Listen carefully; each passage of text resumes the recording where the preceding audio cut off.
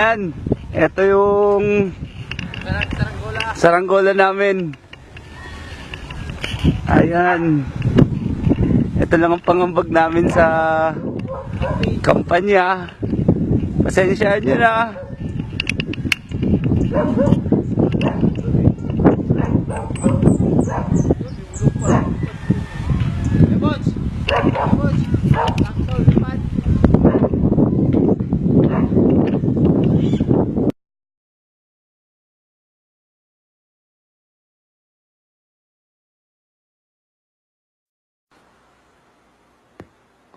How will you fix our country if you get elected as president? Let me tell our countrymen that I cannot do it alone. We have to do this together. This is a country and we must have unity. We have enough laws, but we do not implement or follow the law. Right now, following the law isn't only an option for Filipinos. It should be a must. To have peace and order, we must have an adequate police and military force, and we should overhaul the entire system and even the hierarchy of the two fighting forces of our government. We should have increased their salaries and take care of their families so they do not have to take bribes and they have to work with pride. Ang pinaka-importante po ay yung dignidad ng tao. At naman sa sweldo lang, na sana mabubuhay sila ng marapat-dapat.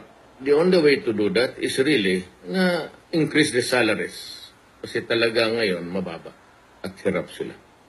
The most important part in the security of our nation is to have an efficient and effective military and police.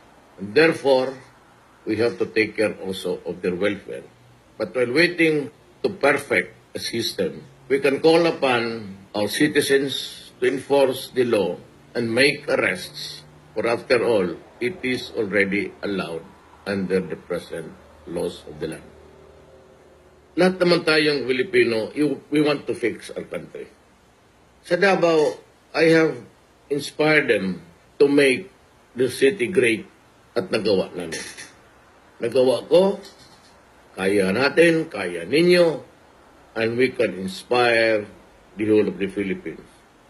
It's a matter of love of country again. As president, I will enforce the law and I have to instill discipline. And that is the only way that we can go forward in this country. Strong leadership and a people would want to obey the law. To sustain peace, we must have progress. How do you intend to improve the economy to create jobs?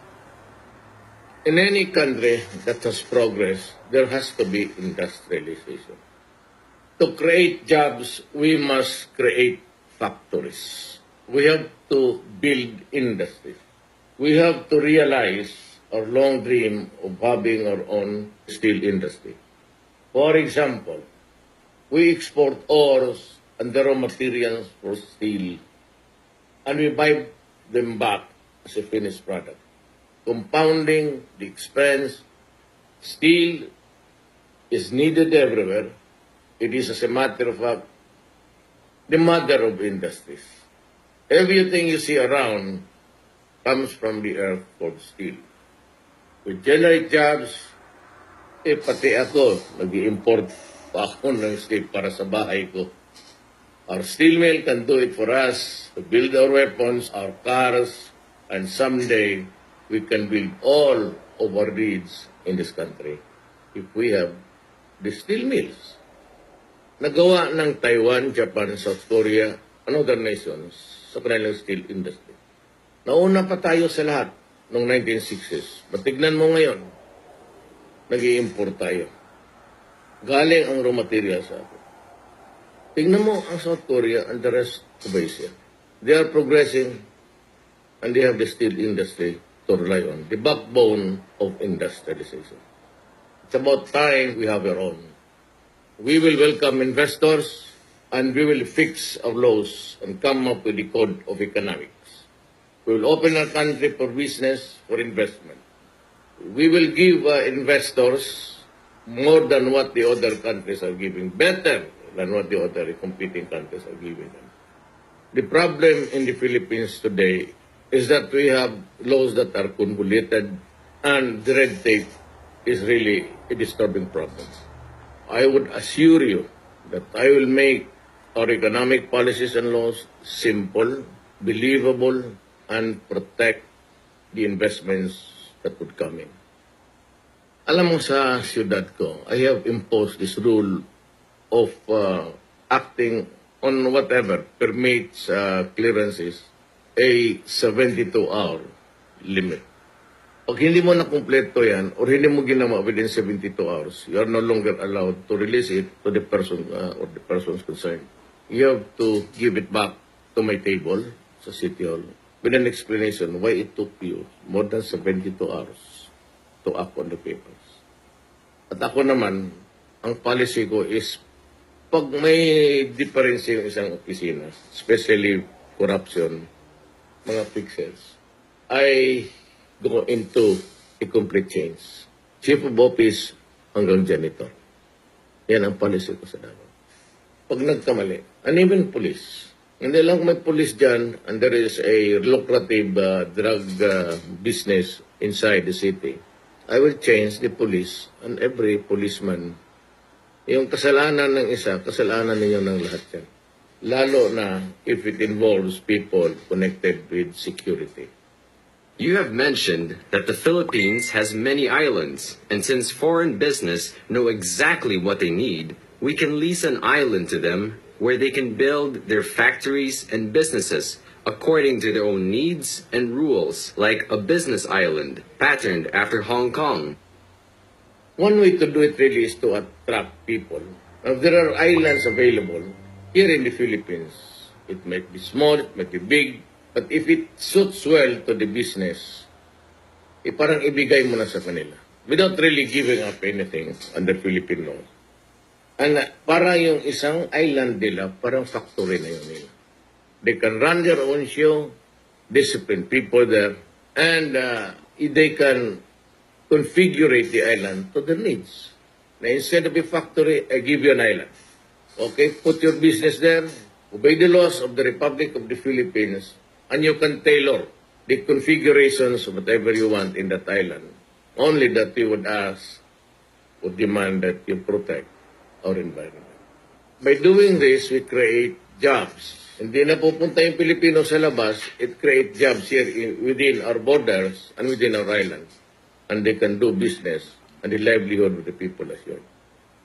To cite to you, two countries, Hong Kong, Singapore, hindi na sila lumalabas sa bayan nila magtrabaho. Business attracts its own people in their own boundaries. Dapat ganun ang mangyari sa atin. How will you lower food costs? The problem in the Philippines today is that we lack infrastructure. Kung mahirap ang daan, and there's no roads at all, and people have to buy goods from the outside of the province or city, the freight alone will kill you. At kung walang magandang daan, mas magastos.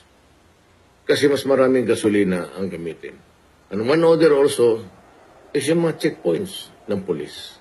Kasi kung magbigay ka sa mga checkpoints, ultimately, itong nalugi nila na pera o inibigay nila dyan sa kung ano-ano ang mga checkpoints dyan sa highway, ita-charge doon yan sa consumer. Dapat mawala rin yan. Dapat ang daan maganda at mabilis. You know, in the law of supply and demand sa economics, ang habuling ng mga negosyante is how to transport their business from one place to the other fastest, kagaya ng isda. Then the cheapest, o gaya na may infrastructure ka. If there's a road there, you do not have to double your expense sa gasolina. And the safest. Safe yung pagdala mo sa goods from one province to another. Yan ang rule ng economics. You transport the goods because there is a law of supply and demand. Certain goods are needed in another place. Or merong isa dito, ikaw yung nag-export sa ibang bayan, you'll go for the cheapest, the fastest, and the safest. Well, one factor really is the craving for profit. Bibilihin ng mga middlemen, kaya nga galit ng mga komunista dyan, yung comprador, because they double the price and also because of the checkpoint, kung ano-anong bilihan nila, kung anong bigyan, and they will add it up to the consumer eventually. Yan ang nangyayari dyan. Everybody wants to make a living. Some borrow, some of their own capital. But for the ordinary poor Filipino, he goes to money from the sharks, loan sharks. At yung tatawag na 5-6 dito sa Pilipinas, and you add up to the price of the goods that you're selling, plus yung nawawala mo sa checkpoints, and eventually, it is the consumer that suffers. Yun ang problema niya. There has to be a way where the Land Bank, DBP, or other government financing institutions can lend money to the poor so that they can avoid the 5-6. So we must put mga bagsakan, put terminals. And people can have a choice of going to the supermarkets to buy at a higher price o sila ang pumunta doon sa mga bagsakan for a lower cost sa pagkain. Dapat mapahiram natin, may bigyan natin ng mga loans ang ating mga farmers at fishermen para naman may kita sila and they can have a livelihood at the same time they can sell their products at a lower cost for everybody. If we can do away with the hindrances, the obstacles, and we are able to create the infrastructure, I aim to lower the food cost in your table by almost 25 to 50% within a year.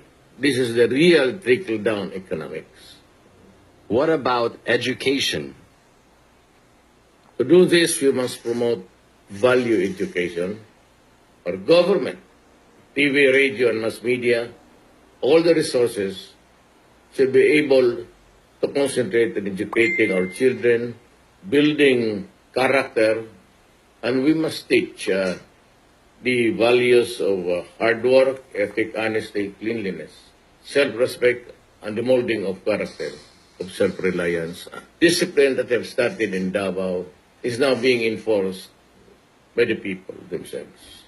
I have proven that it can be done. We must be innovative. If there are still lack of classrooms, and we can rely on technology, for example, big screens, for in the meantime, to teach our children the education that they need.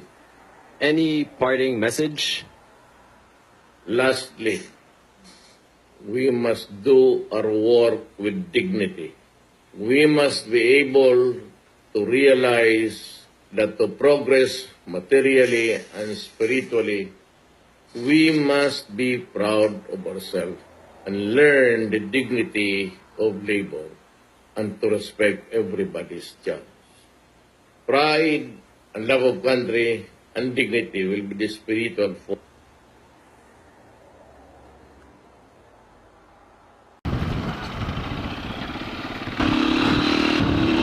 Hello and welcome to my top 5 reasons for supporting Duterte in the coming 2016 presidential elections. I just gotta say first though that this is not in any way an intelligent analysis of Philippine politics or any well-researched material. This is simply my own personal view as an average Joe and as a typical voter. Now, my number one reason for supporting Duterte in his presidential bid is that he has the heart and character of a true leader. Rudy has the heart to make things happen. I don't know that to a systematic level. I don't live in Davao, I've only been there once. But by seeing Davao progress from being the murder capital of the Philippines not too long ago into the safest city in this country, I think that requires some huge cojones. Also, Rudy lives in a modest house. You can look it up. And that is very unusual for a corrupt politician. He's known for his tough-talking, no bullshit approach to peace and order and overall governance.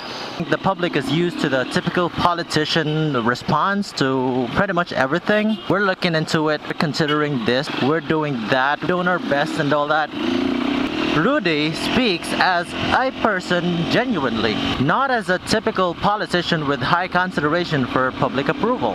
He says whatever he wants, even things that compromise his reputation or, his positive impression to the public, like promoting federalism, his non-denial of dictatorship tendency, which, by the way, the country has a sour history of. Marcus. Reason number 2. His record of public service itself is actual evidence of competence. Like I said, Davao used to be the murder capital of the Philippines, dubbed as a no man's land, and today, fast forward 20 years I think later, it is the safest city in the world. No, maybe the 9th or the 4th, correct me on that. I don't know if that is entirely attributable to the Duterte administration, but he definitely takes credit for that. The 911 emergency response system exists only in the US, in Canada, and Davao City. Well, I don't know of its technical achievability, even having had some short telecom experience myself. But I think it is truly remarkable for a third world city to achieve that, especially in the Philippines. So over the last few seconds, I was just enumerating the number of things that Davao City is remarkable for. And I surely missed many, but so far I think those are undeniable and incomparable evidence of competence. Davao City is a city full of evidence and witnesses to the competence of its government. Story time. It's part of my job to go around the country and conduct seminars, and one of my trips was to Davao. At 1 a.m. I stepped out of my hotel room to go grab something to eat. I was kind of surprised by the, astonishing amount of safety and comfort that immediately embraced me. I'm not trying to be creative, I'm just saying, having gone around the country and as a nocturnal who usually steps out of his hotel room at night, I can testify that there are not many places in the country you can walk safely around at night. The third reason that I have for being a Duterte supporter is that in my adult life, I have never seen such an amount of movement by the Filipino community to urge someone to run. And all that despite the obvious media blackout. That is just simply my opinion as a digital marketer, but it's pretty much a no-brainer. Anyone with regular access to Facebook can totally tell that. This is also the first time that I took time to be a registered voter.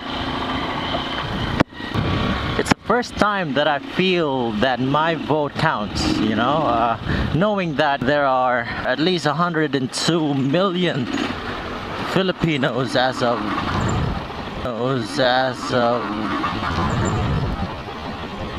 that was so close. 102 million Filipinos as of this month, and perhaps maybe at least 80% of that as registered voters. Now, my fourth reason for being a Duterte supporter is a little bit personal. Duterte has, in an interview, if I'm not mistaken, expressed his intention to beef up and strengthen and sustain the progress of our country's education police force.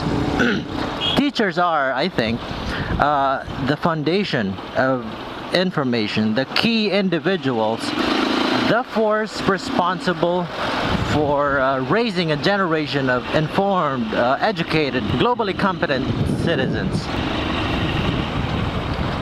And of course, discipline. Duterte is known for his iron fist character, and without a doubt, Duterte's philosophy on discipline has helped mold Davao City into what it is today. Also, forgive my shallow or ignorant view of the country, but I think our democracy has something to do with the country's desperate situation today.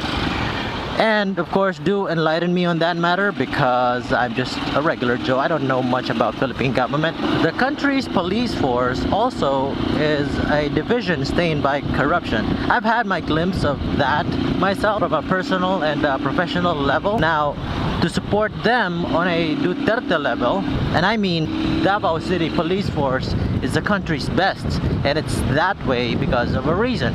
To support them on a Duterte level could spell a much higher standard for us and the police force itself in terms of competence, integrity, discipline, and pretty much everything. So I think education and discipline are two key qualities that will make way for our country to be geared and equipped for further progress and development.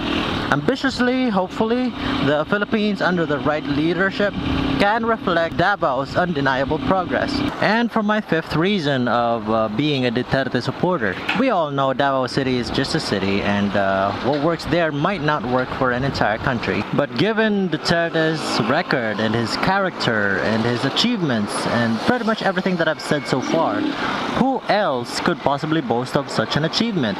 Who else could possibly be more qualified? Now, for an individual like me, how many more years do I gotta wait before I grab the chance, the very rare chance of voting for someone I truly support? So far, the other candidates are the usual politicians with no exceptional feats. And by that, I mean corrupt, mediocre, not all, but some, but you know what I mean. So, yeah. So those are my 5 reasons for being a Duterte supporter. Now, I'm gonna say this again. This is not in any way any intelligent analysis of Philippine national politics, nor is it a well-researched material useful for campaigning or whatever. I am just simply expressing my views and opinions as an average, a regular Joe. So yeah, go ahead and share this if you think it is worth sharing. Comment if there are any clarifications or anything that you want to add. Do enlighten me, help me out with the information that I might lack, the things that I might have missed. After all, the 2016 presidential elections is still months away, if not a year. I don't even know. Click like if you like it. If you dislike it, then yes, go ahead and do that. And you can simply leave me comments on my comment box about pretty much anything. Philippine driving, traffic behavior, or this particular subject matter, Duterte presidency, or anything about the motovlogging setup. Whatever. You can also like me on Facebook, facebook.com/RyanTanyu. And it's exactly the same username for YouTube, Instagram, and Twitter. And thanks for watching my first sensible motovlog. Have a wonderful day, everybody.